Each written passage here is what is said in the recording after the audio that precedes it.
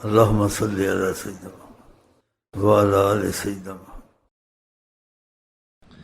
بھائی کوئی باتیں یاد آتی ہیں کیونکہ ہر قسم کے لوگ آتے ہیں، میں بھول جاتا ہوں، پھر یاد آ گئی۔ نئے پرانوں کا فرق ہوتا ہے، نئے کو رعایت دی جاتی ہے، اس کا مزاج دیکھا جاتا ہے، پھر اس کو آہستہ آہستہ لائن پہ لایا جاتا ہے۔ اب پرانے بھی نئے کی طرح گڑبڑ شروع کر دیں اور بے وقوفی شروع کر دیں، پھر آدمی تنگ آ کے بھاگ جائے گا یا پھر ان کو بھگا دے گا۔ تنگ آمد بجنگ آمد، بجنگ آمد تو یہاں ہوگا نہیں کہ رحمت العالمین کا انشاءاللہ دائرہ ہے، تو پھر ان کو جیسے کہتے ہیں طریقے سے بھگا دیں گے، ہم خود بھاگ جائیں گے۔ پھر انسان کوئی نہ کوئی تو رستہ نکالتا ہے نا۔ اب یہ پرانے آتے ہیں 3 دن کے لیے آتے ہیں، 10 دن تک نہیں نکلتے ہیں، بتائیں 10 دن تک نہیں نکلتے، بعضے ایسے بعضے 5 دن تک، بعضے کہتے ہیں ادھر ہی رہنا، مرنا بھی ادھر ہے، جینا بھی ادھر۔ یہ کیا مصیبت ہے یہ؟ اس بات کو وہ سمجھیں جو بیٹھے ہوئے ہیں۔ بھائی تو مکان 30 دن کے لیے ادھر رہو، آدھے گھنٹے کے لیے آئے، تعلیم کے لیے آئے، کچھ بیٹھے چلے گئے۔ آدمی ڈاکٹر کے پاس آتا ہے، دوائی لیتا ہے یا پرہیز یا کچھ، پھر چلا جاتا ہے ڈاکٹر کے گھر میں گھس کے ہی بیٹھ جاتا ہے ہمیشہ کے لیے، ڈیرا ڈال کے۔ نبی کریم کے پاس صحابہ آتے تھے، ہاں جی، امت کے لوگ، معتبر لوگ، محبت والے، قربانی والے، تعلیم میں کے چلے جاتے تھے، اپنے گھروں میں رہتے تھے۔ اب یہ مجبوری انسان کوئی چیز کرتا ہے تو اس کو سنت یا اس کو عادت نہیں بنانا چاہیے، یہ رواج بنا لیتے ہیں۔ اب یہاں آتے گھستے نکلتے ہی نہیں ہیں، بتاؤ ابھی گھر والوں کو پابندی، ہم کو پابندی، ہاں جی،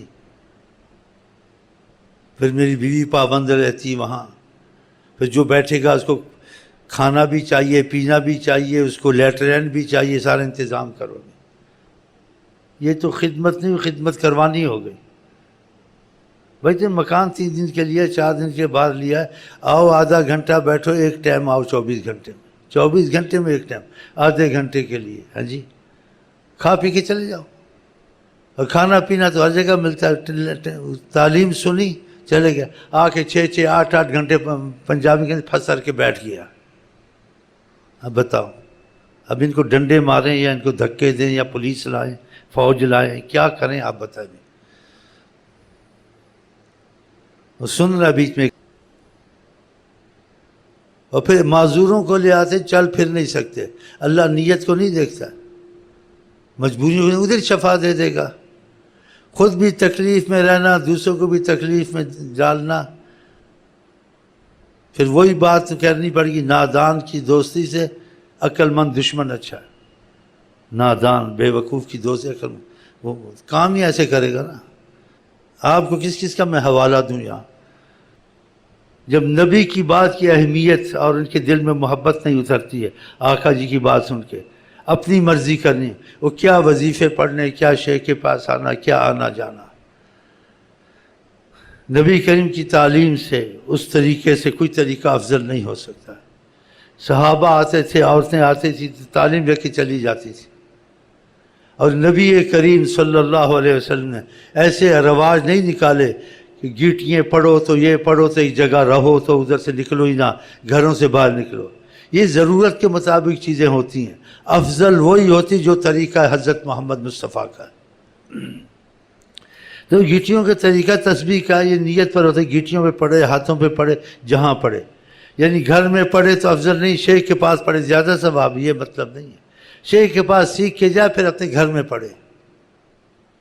اب بعض جگہ تعلیم کے لیے مجبوری، تو اسلام میں اجتہاد جائز ہے، تعلیم کے لیے کوئی رستے نکال سکتا ہے، لیکن اصل چیز سے انسان نہ ہٹے۔ جب معلومات ہو جائے پھر اپنے گھر میں گیٹیاں پڑھیں، پھر ایک دوسرے گھروں میں نکلنا، ایک دوسرے گھروں میں اجتماع کرنا، یہ فتنہ، شر اور مصیبت کا سبب بنے گا۔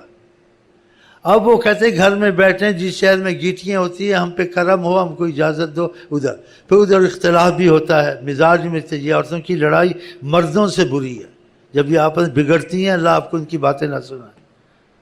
یہ عورتوں کے پتہ ہی ہوگا، عورتوں کی لڑائی کا آپ کو یہ کیسی ہوتی ہیں، بیوی تو میری تنگ آ جاتی سنا سنا کے، تو میں نے کہا آج میں ان کو سناؤں گا ٹکا کر انشاءاللہ تعالی۔ تو نبی کریم صلی اللہ علیہ وسلم کی تعلیم کیا تھی کہ عورت مسجد سے افضل کوئی جگہ ہو سکتی ہے؟ مسجد میں عورت کی اجازت دی، لیکن کہا اس کے لیے بہتر و افضل گھر ہے، گھر سے افضل اس کا کونا ہے۔ تو مسجد سے افضل شے کی جگہ ہو سکتی؟ نہیں ہو سکتی، مسجد سب سے افضل۔ تو مسجد میں بھی عورتوں کے لیے گھر سے نکلنا پسند نہیں پایا، فرمایا حضرت محمد مصطفیٰ صلی اللہ علیہ وسلم نے کہ عورت کا نماز عبادت گھر میں افضل ہے، مسجد میں نہ جائے۔ اجازت دی، لیکن کہا اچھا افضل زیادہ گھر میں ہے، اور گھر سے افضل بھی ہے کہ گھر میں بھی جیسے ادھر ادھر تشویش نہ اور شور نہ، ایک کونے میں پڑے کہ اس کی مطلب ہے آوازیں ہر کوئی نہ سنے۔ اب ان کو گھومنے کی عادت، پھرنے کی عادت پڑ گئی ہے، اور جہاں گیٹیاں ہوتی ہیں وہاں جاتی ہیں، بس آستے آستے جھگڑے بھی ہوتے ہیں، جھگڑے نہ بھی ہوں ویسے بھی اگر جو سیکھ جائے طریقہ گیٹیوں کا پڑھنے کا اور وظیفوں کا پکا آ جائے، پھر اپنے گھر میں اپنے گھر والوں کے ساتھ پڑھے، گھر میں زیادہ برکت ہوگی۔ تو یہ ہم نے پہلے کیا کہ ان کو عادت پڑے، یہ سیکھیں، جب سیکھ جائیں ہو جائیں تو گھروں میں پڑھیں۔ اب افضل یہی ہے جو نبی کریم نے گھر کو افضل عورت کے لیے قرار دیا۔ عورت کے لیے زیادہ نکلنا گھر سے حضرت محمد صلی اللہ علیہ وسلم نے مسجد میں بھی جانا پسند نہیں کیا۔ بتائیں بھائی، تم نے ایک چیز سیکھ لی ہے، پتہ چل گیا گھر میں بعضوں کے جھگڑے ہوتے تھے، منع کیا ہے جی، اور پھر خط لکھنے شروع کر دیا، ہم پہ کرم ہو جائے، ہم پہ کرم ہو جائے، ہم کو اجازت مل جائے فلانی جگہ جائیں، اور 100 قسم کی کٹھیاں ہوتی نا، 100 قسم کی باتیں ہوں گی، 100 قسم کی شکلیں ہوں گی، غیبتیں ہوں گی یا نہیں ہوں گی خدا جانے، لیکن آقا نے پسند نہیں کیا، گھر کو ہی پسند کیا۔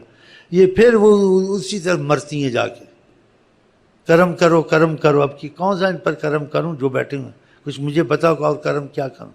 کرم یہی کرم ہے جو حضرت محمد مصطفیٰ رحمۃ اللہ عالمین عورت کے لیے تعلیم دی ہے کہ عورت کا مسجد سے زیادہ گھر میں بیٹھنا اچھا ہے۔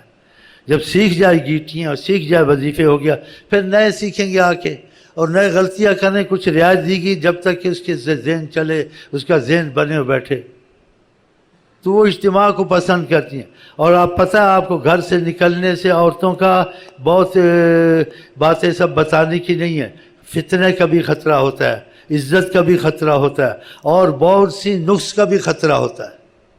اگر عورت اچھی کوئی اچھے آگے کوئی اگر اچھا مسئلہ واقعہ پیش نہ آئے رستے میں، پھر یا کوئی عورت ٹھیک نہیں تھی، دوسری عورت کو بھی اس نے بگاڑ دیا، بہت سے مسائل اس میں آتے ہیں۔ سعودیہ میں کتنی پابندی ہے بتائیں، سخت پابندی ہے عورتوں کی، یہ اسکول علیحدہ ہیں ان کے لیے۔